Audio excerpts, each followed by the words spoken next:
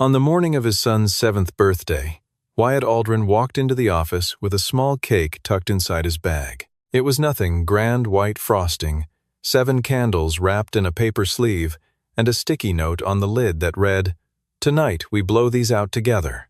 He had stopped at a bakery 2 blocks from the office because the one near their apartment had not yet opened when he left the house that morning. He had stood at the counter and pointed to the smallest cake they had, the one with the plain white frosting and no decoration, because Levi had once said he liked the plain ones best, and Wyatt had not forgotten that. He had not asked for the afternoon off yet. He was going to do it quietly, the way he did most things. Slip away at 3, pick Levi up, make it home before the light went soft. That was the entire plan. That was all he needed. Instead, there was a white envelope sitting in the center of his desk. Giselle Monroe stood in the doorway with her arms folded and 2 security personnel behind her. She did not sit down. She did not offer any preamble. She looked at him the way someone looks at a problem they have already solved, and she said, "I think you know why. Clear your things. You have 15 minutes." Wyatt did not raise his voice. He did not reach for the envelope. He looked at her for a long moment, steady, unhurried, and then he reached into his bag and set the small birthday cake on the corner of his desk. He picked up his personal bag. He nodded once, and then he walked out. What no one in that room understood, not Giselle, not the 2 men behind her, not the colleagues watching through the glass partition, was why he was smiling. It was a small smile, private, the kind that does not belong to the moment in which it appears, but to a moment much further ahead. 90 days later, every single one of them would understand exactly what that smile meant. Wyatt Aldrin had not always worked in operations. 3 years before that morning, he had held a different kind of title, Senior Strategic Advisor, reporting directly to the founder and chairman of Nexara Group, a man named Joseph Harmon.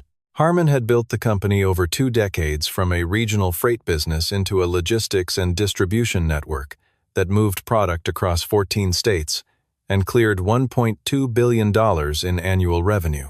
He was not flashy. He was not often quoted in magazines. He simply understood how money moved and how people moved it, and he had built something lasting because of that understanding. Wyatt had come up under Harmon's eye, the way certain people come up not through favoritism, but through proximity to someone who recognized how a particular mind worked. He could look at a set of financial projections and see not what they said, but what they were hiding. He could walk a warehouse floor for 20 minutes and tell you exactly where the inefficiency lived. Harmon used to say that Wyatt saw corners where other people only saw walls. Then Wyatt's wife died. A car accident on a Tuesday in November, 3 years before the morning with the envelope. She was 31 years old. Levi was 4. Everything that had been the shape of their life together suddenly had a hole in the center of it. And the only thing Wyatt knew with certainty was that he needed to be present, not traveling, not in conference rooms in other cities. Present, in the same house as his son, close enough to hear him if he woke up scared in the middle of the night. So, Wyatt stepped back. He asked Harmon for a lateral transfer director of internal operations, a position with predictable hours, no overnight travel, and a clear enough scope that he could do the work well without it consuming everything else. Harmon had looked at him for a long time before agreeing. He said, "This is temporary, Wyatt. You know that." Wyatt had not answered. He was not sure he believed it. He had been in that role for 3 years when Joseph Harmon semi-retired and the board brought in Giselle Monroe. Nexara was profitable, but not growing fast enough for certain board members who had been watching the expansion moves of competitors with growing impatience. They wanted new energy. They wanted someone who moved quickly and spoke the language of aggressive restructuring. Giselle had spent the previous 8 years running a regional subsidiary of a much larger logistics conglomerate, and she interviewed very well. The vote was 6-3. Harmon had been one of the 3. Wyatt noticed the change within the first few months. Budget lines that had been stable for years were suddenly reclassified. External consulting fees began appearing in quarterly reports, large ones, attached to firm names he had never encountered in any industry context. A contract renewal for the Northern Logistics Division, a piece of the business that accounted for nearly 30% of total operating revenue, was moved from the standard procurement process to a direct negotiation handled exclusively by Giselle's office. He asked questions. He got answers that answered nothing. He asked again, in writing. The written response came from Giselle's chief of staff and cited ongoing strategic review as the reason for the changes. It was the kind of language that meant, stop asking. 2 weeks before Levi's birthday, Wyatt compiled everything he had observed into a formal internal report. He did not route it through Giselle. He sent it directly to the board's independent audit committee, which was his right under the company's governance charter. The report was 41 pages. It documented irregular cash flow patterns over 14 months, consulting expenditures with no corresponding deliverables on file, and a proposed divestiture of the Northern Logistics Division to an entity whose ownership structure he had not been able to fully verify through public records. The report disappeared. That was the word Charlotte Voss used when she slipped the folded note into his hand in the hallway on the morning he was fired. Not lost. Disappeared. He sat in his car in the parking structure for 3 minutes after walking out. The engine was off. The small birthday cake was on the passenger seat. He unfolded Charlotte's note and read the single line written in her careful, even handwriting. The report wasn't lost. It was redirected. Be careful. He folded the note and put it in his jacket pocket. He looked at the cake, then he picked up his phone and called home. The woman who watched Levi during the day answered on the second ring. Levi was napping, she said. Wyatt asked her to tell him that his father would be home early, that tonight was still his birthday, that they were still blowing out the candles. He started the car. He did not feel broken. He felt something else, a clarity that arrives sometimes when the last thing holding you in place is suddenly removed. He was no longer bound by an employment agreement. He was no longer required to route his concerns through internal channels. He had a copy of his report saved on a personal encrypted drive because he had not survived 3 years as a single father without learning to keep backups of the things that mattered. He knew exactly what he was looking at. He knew exactly who could do something about it. And for the first time in a very long time, he had nothing but time. That evening, Levi sat at the kitchen table in front of 7 candles. His face lit gold in the small, warm glow, and he squinted his eyes the way children do when they are thinking very hard about a wish. Wyatt took a photograph. The shutter sound was the quietest thing in the apartment. Then Levi blew, and 6 of the 7 candles went out, and he laughed at the one still burning and blew again, harder, and got it. They ate cake at the kitchen table. Levi talked about a game he had invented at school involving a rope and a set of rules that changed every few minutes. Wyatt listened. When the plates were cleared, Levi rested his chin on his hands and looked at his father with the particular directness that 7-year-olds sometimes have, the kind that has not yet learned to look away from difficult things. Did something happen today, Dad? Wyatt was quiet for a moment. He had considered what to say on the drive home, turning the words over. He had decided, somewhere on the highway, that he would not lie to his son about things that were real. I lost my job today, he said. Levi considered this seriously. So what are you going to do now? I'm going to do something I should have done a long time ago. Levi seemed to accept this. He looked at the remaining slice of cake, then back at his father. Will it take a long time? Maybe 90 days, Wyatt said. He did not know, in that moment, where that number came from. It simply arrived. After Levi was asleep, Wyatt sat at the kitchen table with his laptop and a glass of water. He opened the encrypted drive. He opened the report. He read through it again slowly, not because he had forgotten anything, but because he needed to see it all at once, the full shape of what Giselle Monroe had been building inside the company that Joseph Harmon had spent 20 years constructing. The Northern Division divestiture was the center of it.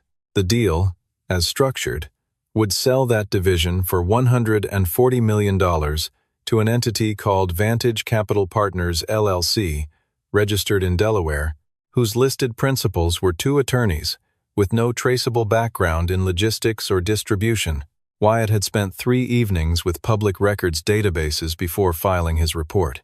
The trail was careful, but it was there. Vantage Capital Partners had received 2 substantial wire transfers in the 18 months prior from an offshore holding company. That holding company shared a registered agent with a personal investment vehicle that Giselle Monroe had disclosed in her initial background filing with the board disclosed and then apparently never examined. She was selling a piece of the company to herself.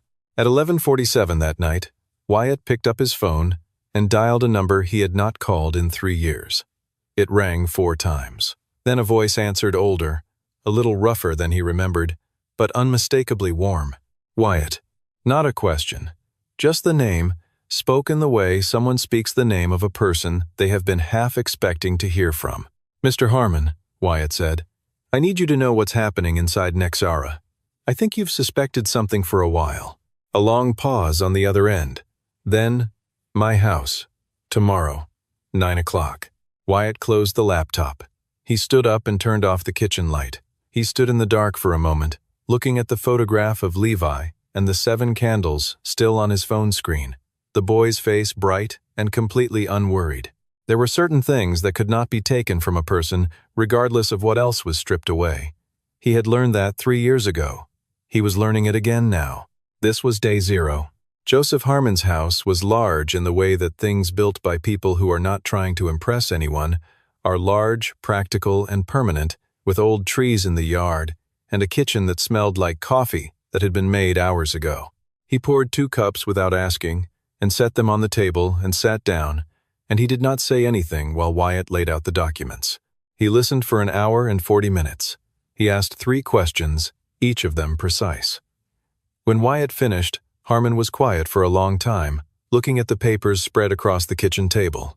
I've been watching the quarterly numbers for 6 months, Harmon said finally. I knew something was wrong. I didn't have anyone inside. I was certain I could trust. He still held 14% of Nexara's outstanding shares, the stake he had retained when stepping back from the daily chairmanship. Under the company's governance bylaws, an extraordinary general meeting of shareholders could be called if shareholders representing more than 25% of outstanding stock submitted a formal demand. Harmon had 14%. He needed more. Give me 90 days, Wyatt said. Harmon looked at him across the table. And at the end of 90 days? At the end of 90 days, you'll have everything you need. Not suspicions, not internal reports that can be buried. Evidence that cannot be disputed in any room. Harmon picked up his coffee cup. He was quiet for another moment. Then he nodded. It was not an enthusiastic nod. It was the nod of a man who has been in enough difficult rooms to know that certainty is earned, not assumed. But it was a yes. 11% of Nexara's shares were held by Sebastian Cross, a private investor who had been one of the company's earliest outside backers and who had watched the Giselle Monroe era with increasing unease. He was not a man who moved quickly. He was a man who needed to be shown things rather than told them, which was a distinction Wyatt understood precisely. He requested a meeting through Cross's office and was given a Thursday at 2 o'clock at Cross's private office in the financial district. Cross was already seated when Wyatt arrived, and he did not stand up. He looked at Wyatt the way he looked at most things, with patient, unhurried skepticism. I know who you are, Cross said. I know you were fired 3 weeks ago.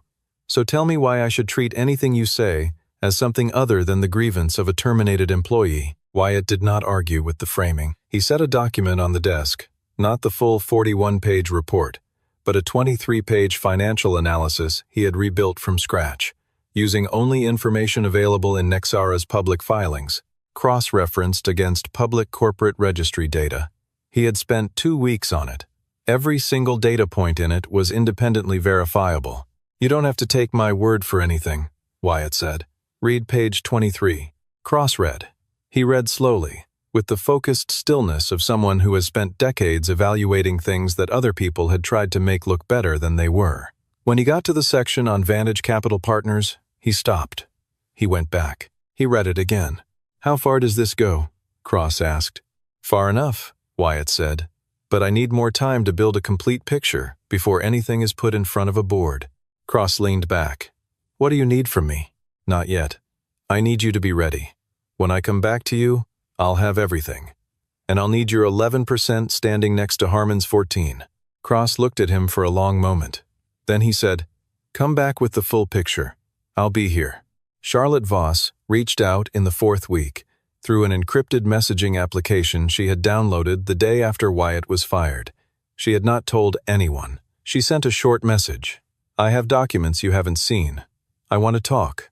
They met in a coffee shop 3 miles from the Nexara offices at 7 in the morning before either of them could be observed by anyone from the company. Charlotte was composed but tired in the way of someone who has not been sleeping. She had brought a small folder. "I'm a witness to things I didn't fully understand when they were happening," she said. "I signed off on paperwork that I now realize was structured to misdirect. I want you to understand that I didn't know what it was being used for." Wyatt listened. He did not rush her.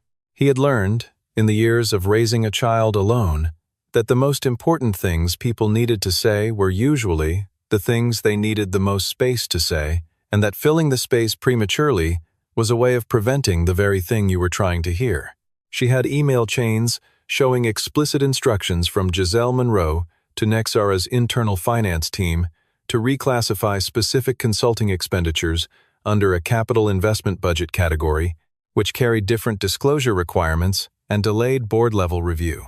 She had a signed approval form for a board meeting minutes document, except the document she had signed and the document currently on file in Nexara's governance records were not the same. The dates had been altered. 2 lines of recorded discussion had been removed. The version on file indicated board awareness and tacit approval of the preliminary divestiture terms. The version Charlotte had signed indicated no such thing. "Charlotte," Wyatt said carefully, "if you give me these, and this goes where it needs to go, there will come a point where your name is attached to this. I can't protect you from the professional consequences of that. I can tell you that the legal exposure for you is minimal. You didn't act with intent. But I won't make you a promise I can't keep." Charlotte looked down at the folder. She was quiet for a long time. "I've worked in human resources for 16 years, she said finally. "I've handed people termination letters. I know exactly what it looks like when something is done to someone that isn't right." She slid the folder across the table. "I know what it looked like that morning with you." Wyatt took the folder. He did not say thank you immediately. He said, "What you're doing takes more than most people understand." "It takes exactly as much as it should," Charlotte said. By week 8, Wyatt had compiled a file that was no longer a report. It was a case. He brought it to Diana Marsh, an independent corporate attorney whom Harmon had worked with before the board's transition, and whose contract Giselle had quietly declined to renew in her first year. Diana was precise and unsentimental. She did not speculate. She did not frame things in terms of what might be true or what seemed likely. She framed things only in terms of what could be proven, what could be documented, and what would hold in a formal proceeding. She read through the full documentation over 2 days and then called Wyatt with her assessment. "The financial misclassification is a governance violation at minimum and potentially rises to securities fraud given the disclosure implications," she said. "The altered board minutes are a more serious problem. That's document fraud, and it directly implicates personal liability for the CEO. And the beneficial ownership connection to Vantage Capital Partners, if we can close the remaining gap in the ownership chain, constitutes self-dealing under the company charter, and likely under state corporate law as well. Can we close the gap? I have a firm I work with for forensic corporate registry analysis. Give me 2 more weeks." The gap was closed in week 10. The forensic analysis traced the beneficial ownership of the offshore holding company that had funded Vantage Capital Partners through 3 intermediary entities to a personal trust established in Giselle Monroe's name 4 years prior. The paper wall was real. It was also navigable if you had the right tools and enough time. Diana began preparing the formal demand for an extraordinary general meeting. She also made quiet contact with 2 independent board members, the 2 who had voted against Giselle's appointment in the original confirmation and who had remained unaligned in the months since. Neither of them committed to anything in writing, but neither of them pushed back. In week 10, Giselle Monroe summoned Charlotte Voss to her office. She had not directly asked about Wyatt before that point, which Charlotte had found more unsettling than if she had. The question, when it came, was framed as casual, just checking in, just making sure there was no residual communication with former employees that might create legal complications. "Has Aldrin been in touch with anyone here?" Charlotte kept her expression neutral. She had rehearsed this. "Not that I'm aware of," she said. It was the first outright lie of her professional life. Her hands were steady, her voice was steady, She walked back to her office and sat down and stared at her desk for 3 minutes before she could return to her work. Giselle had also hired a private investigator. Wyatt had assumed this was possible since week 5, which was why every meeting with Harmon and Cross after that point had been arranged through Diana's office in venues that had no connection to any of the principals. The investigator found nothing useful, but the fact that Giselle had hired one told Wyatt something about her internal state that no document could have communicated more clearly. She was no longer certain she had won. In the final week of the 90 days, Sebastian Cross received a phone call from Giselle Monroe. She was warm in a way she had not previously been with him, and she made an offer to purchase his entire 11% stake at a premium of 18 points above the current market valuation. It was a large number. It was the kind of number that was meant to make a person set aside whatever else they were thinking about. Cross listened politely. He said he would consider it. He ended the call and sent Wyatt a 2-sentence message. "She's offering to buy me out at a significant premium. She's panicking." Wyatt read the message and did not respond right away. He was sitting in his kitchen, Levi asleep down the hall, the apartment quiet. He thought about Giselle in her office, running the calculations that she was now forced to run, beginning to understand the dimensions of what was closing around her. He did not feel satisfaction about it. He felt something more like recognition, the specific, impersonal sense of watching a consequence arrive at the exact speed it was always going to arrive at. On day 87, Joseph Harmon, Sebastian Cross, and 2 independent board members signed the formal demand for an extraordinary general meeting of Nexara Group shareholders. Their combined holdings represented 34% of outstanding stock, 9 points above the threshold required under the company's governing documents. The demand was served on the board chair at 4:17 in the afternoon. Giselle Monroe received notification at 4:52. That evening, for the first time since she had handed Wyatt a termination letter on his son's birthday, Giselle Monroe could not sleep. The morning of the extraordinary general meeting, Wyatt stood in front of the mirror in his bedroom and put on a suit he had not worn in 3 years. It was the suit he had been wearing on the day Joseph Harmon had promoted him to senior advisor, charcoal gray, well-made, slightly loose across the shoulders now, because he was a bit leaner than he had been before everything changed. He adjusted the collar. He looked at himself for a moment, without any particular expression. He was not rehearsing what he was going to say. He already knew exactly what he was going to say, because the work of the last 90 days had already done the speaking for him. In the kitchen, Levi was eating cereal. He looked up when Wyatt came in. "You look different," Levi said. "Different how?" Levi thought about it. "Like you did something already, even though you haven't left yet." Wyatt poured coffee. He stood at the counter and drank it. "I'll be home by dinner," he said. The meeting was held in the 18th floor conference room of Nexara's headquarters tower, the same building from which Wyatt had been walked out 90 days earlier. The room could seat 42 people at the main table, with additional chairs along the wall. By 9:55, nearly all of those seats were filled. Board members, major shareholders, institutional investor representatives, legal counsel for multiple parties. The room had the particular texture of a space in which everyone present understood that something irreversible was about to happen, and no one yet knew exactly which direction it would fall. People spoke quietly to the person beside them. Water glasses were filled and left untouched. The air had the specific density of consequence held temporarily in suspension. Giselle Monroe sat at the head of the table in her capacity as sitting CEO. She was composed. She had prepared. Her legal team had filed a preliminary brief the day before, arguing that the demand for the meeting was procedurally flawed, that the documentation underlying it had been obtained improperly, and that the entire proceeding should be deferred pending an independent review. She was not going to make this easy. She had not become what she was by making things easy. Wyatt sat midway down the table beside Joseph Harmon and Diana Marsh. When Giselle looked at him, and she did look, briefly, once, as the room was settling, he met her eyes without any change in expression. He nodded. She looked away first. Giselle's lead attorney opened the session by lodging a formal objection. The demand, he argued, rested substantially on documents provided by a former employee who had been terminated for cause documents, whose provenance and chain of custody could not be certified, and whose disclosure may have violated existing confidentiality. Kuvnal, he requested a 60-day deferral. Diana Marsh waited until he had finished completely. Then she responded in a tone that was entirely pleasant and entirely unbending. She cited 3 specific provisions of state corporate law governing shareholder rights in extraordinary general meetings. She cited 2 relevant court decisions.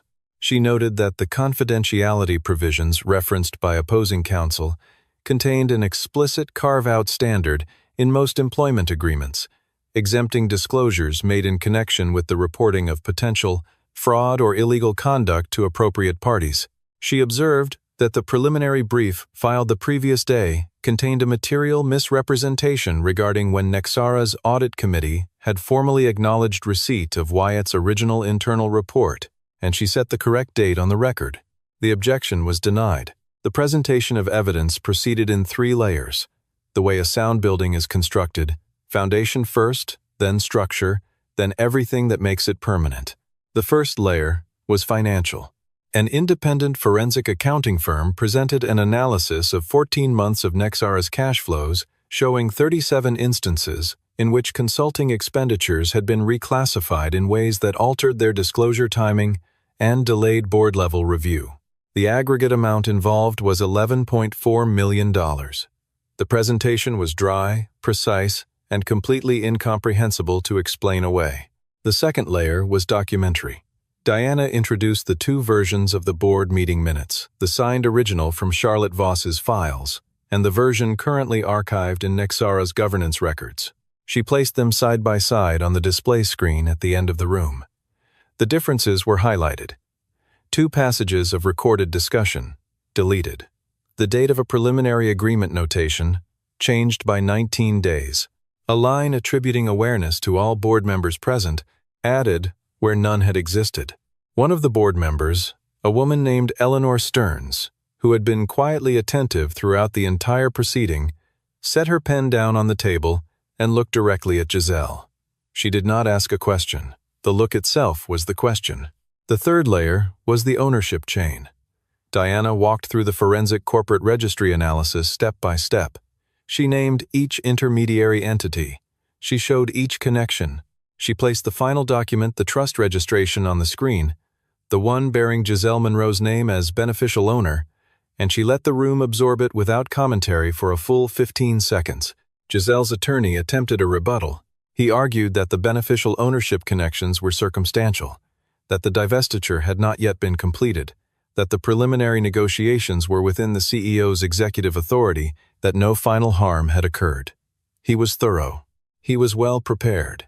And he was arguing against a room in which every person present could read the document on the screen. Giselle spoke once in her own defense. Her voice did not waver. She looked around the table at the faces she had worked with and argued with and managed and occasionally outmaneuvered over the previous 18 months, and she said, "Every decision I made was within the scope of my authority as CEO. The people questioning those decisions include a man who does not hold any formal position within this company." Joseph Harmon spoke for the first time in the proceeding. He was brief. He did not raise his voice. He set a document on the table, a single stapled document, not large, certified by a notary, and he spoke to the room without looking at any of the screens. "This is the original signed minutes from the board meeting of 14 months ago," he said. "I signed that document. I was present for that meeting. The version currently in Nexara's governance archive is not the document I signed. I remember the meeting. I remember what we discussed. I remember specifically what was not discussed." He paused. "I would like to know who changed it." The room was completely silent. Eleanor Stearns looked at Giselle and asked, with perfect courtesy, "Do you have a response to that?" Giselle looked at her attorney. Her attorney lowered his eyes to the table. The vote on the motion to remove Giselle Monroe from the position of Chief Executive Officer was conducted by written ballot and tallied by Diana Marsh and the board's independent secretary. The result was 7 votes in favor, 2 opposed. The 2 opposed were both members who owed their board seats to appointments made during Giselle's tenure. The result was read aloud. The room absorbed it. Several people made notes. One person asked a procedural question about interim management structure. The machinery of governance continued to turn. the way it always does, indifferent to the human temperature of the moment. Wyatt did not look at Giselle when the result was announced. He was looking at his own hands, which were flat on the table, which were perfectly still. Joseph Harmon rose and formally nominated Wyatt Aldrin to serve as interim chairman of the board for the period of stabilization and restructuring. Sebastian Cross immediately seconded the motion. 2 additional board members added their concurrence before any formal vote was called. The final tally was 8 in favor, 1 abstained. Giselle Monroe stood. She smoothed her jacket. She looked at Wyatt directly, without evasion, for what felt like a long time, but was probably 5 seconds. He met her eyes. There was nothing he wanted to communicate. There was nothing that needed to be said. She turned and walked to the door and opened it and left. And the door closed behind her, with the ordinary sound that doors make, neither dramatic nor quiet, just the sound of a thing that has been closed. Wyatt sat still for a moment longer. Around him, the room was beginning to shift into the lower key of practical conversation next steps, press statements, legal protocols. Diana was already on her phone. Harmon was speaking quietly with Sebastian Cross. The world was moving forward with the efficiency of people who have been waiting for a specific thing to happen, and who, now that it has happened, know exactly what to do next. Before he stood up, Wyatt looked down the row of chairs along the wall, where Charlotte Voss was seated. She had been invited as a formal witness, the only non-shareholder, non-counsel individual in the room. She was looking at him. She did not look relieved. She looked like someone who had made a decision and was sitting with the full weight of it.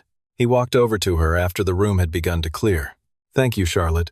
I just did what was right," she said. "That's the hardest thing in the world to do," Wyatt said. "Every single time." She nodded. They did not say anything else. There was nothing else that needed to be said.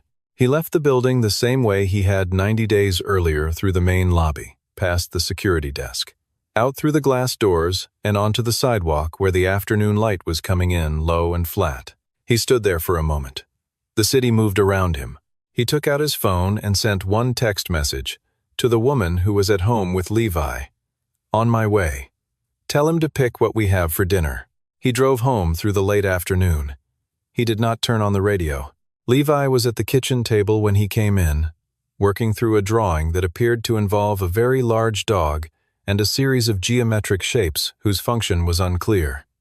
He looked up when Wyatt appeared in the doorway. He studied his father's face with the quiet assessment that he had developed over 3 years of being the only other person in the house. "Did it work?" Levi asked. Wyatt put his keys on the counter. He began taking off his jacket. "Yes," he said, "it worked." "Did you win?" Wyatt hung the jacket over the back of a chair. He thought about the word, the thing it included, and the thing it left out. "Something like it," he said. Levi seemed to find this acceptable. He returned to his drawing. "Can we have pasta?" "We can have whatever you want." His phone had been buzzing in his pocket since he got in the car. Reporters, probably, board members, legal notifications, administrative emails beginning the process of transfer and restructuring that would take months to fully work through. He silenced it without looking at it and put it face down on the counter. Not tonight. All of that was real, and all of it would need to be attended to, but not before pasta, and not before Levi finished the drawing with the geometric shapes. He did look at it once, sometime after dinner, when Levi was in the bath and the kitchen was quiet. One message from an unknown number, a 10-digit number he did not recognize. The message 3 sentences long. It said, "I should have said this sooner. What you built here took more than I understood. Congratulations." He looked at it for a moment. He did not reply. He deleted the message and set the phone down and went to check on Levi. His first morning as interim chairman, Wyatt arrived at the Nexara building at 7:45. The lobby was mostly empty at that hour. A few early arriving staff, the building maintenance team finishing their rounds, the overnight security guard handing off to the day shift. The day shift guard was the same man who had stood behind Giselle Monroe 90 days earlier, who had been part of the formal escort out of the building. He was a large, quiet man named Paul, and when he saw Wyatt come through the main doors, he gave a single slow nod. Wyatt nodded back. The chairman's office on the 22nd floor had not been cleared since Harmon had stopped using it regularly. There were no personal items left in it. Harmon had taken those long ago, but there was the particular stillness of a room that has been holding its breath. The furniture was good. The windows faced east. The morning light came in at an angle that would disappear by 10 o'clock as the sun shifted. Wyatt set his bag down on the desk. He took one thing out and placed it on the surface in front of him before he did anything else. A photograph, printed on regular paper and slipped inside a simple frame the previous evening after Levi had gone to sleep, the photograph from Levi's birthday. The boy leaning forward over 7 candles, his face lit from below, his eyes closed in the serious concentration of a wish. He stood for a moment looking at it. Then he sat down. At 9 o'clock, he called the first meeting. He asked every senior leader in the company to come to the main conference room. When they were seated, some of them guarded, some of them visibly uncertain, all of them waiting to understand who this man was now and what he intended. Wyatt stood at the head of the table and did not deliver a speech. He said, "We're going to start by being honest with each other about where the company actually is, not where it's supposed to look like it is, where it is. Everyone in this room can speak. No one in this room will be penalized for telling the truth." He paused. "That's all. Let's begin." The room was quiet for a moment. Then someone at the far end of the table set down their pen and began to talk. And then someone else. And then someone else after that. It was, in the end, a very ordinary beginning to an extraordinary piece of work, which was exactly how Wyatt had always believed the most important things should begin. There are things that cannot be taken from a person, no matter how completely and deliberately someone sets out to take them. He had understood this first in the worst way, standing in a hospital corridor 3 years ago, watching the world rearrange itself permanently around a new kind of loss. He had understood it again, more quietly, in the parking structure of this building, with a small birthday cake on the seat beside him, and a note in his jacket pocket, and everything he had built inside these walls, suddenly removed. Dignity is not a position. It is not a title, or a salary, or an office on any floor of any building. It is something a person either carries or doesn't. It cannot be granted by a board vote, and it cannot be revoked by a white envelope on a desk. Wyatt had carried his out the door on the morning of his son's 7th birthday, tucked inside a smile that no one in that room had been able to read. He had carried it through 90 days of quiet, methodical, unhurried work. He had carried it into a room full of people and set it down on a table in the form of evidence, and he had let the evidence do what evidence does when it is real. He was still carrying it now. That was the only part that had never been in question.